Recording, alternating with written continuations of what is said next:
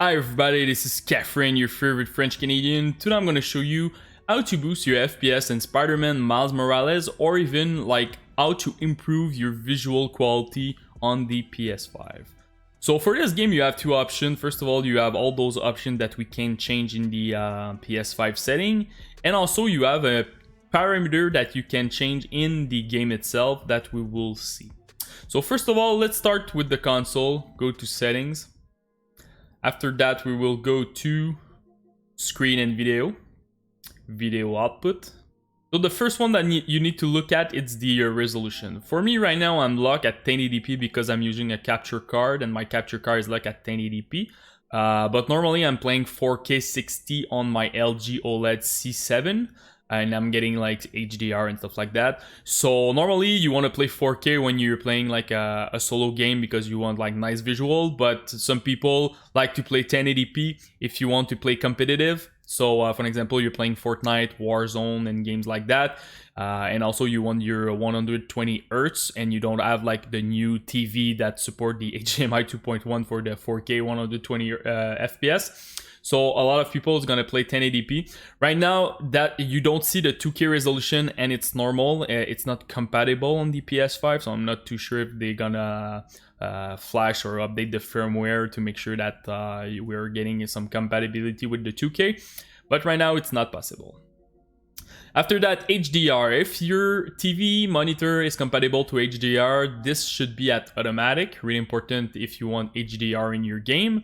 And normally your deep color will be at automatic when you put the HDR at automatic.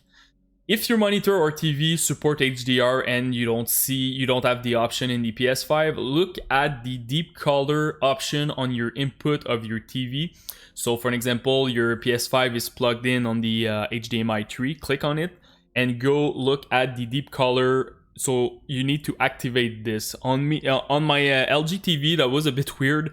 My deep color was activated for HDMI 1 to 3, but the fourth one, the one that I was using for my PS5, was at off, and that's why I didn't add like any HDR, so really important to activate it. So that's about it. Another option that you can change, it's in the Save Data and Game app setting. Click on it. Go to Game Preset. So you have a new mode that's called performance mode or resolution mode. By default, your PS5 will be at game default. So game default will mean that the game will choose between performance or resolution. So normally when you play again a solo game, they will put by default the resolution mode. And if you're playing some like competitive game, multiplayer or something, they will probably gonna use the performance mode. The thing is, you can lock back by yourself if you want to. So if you always want to use performance, just select performance, and pretty much the same thing with the resolution mode. So about that, for Spider-Man Morales, sorry, I did a test. I went to performance in the settings and I opened my game to look at like, does it make a difference?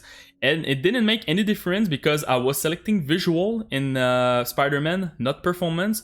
And even if I put performance over there, it didn't change my setting in the game.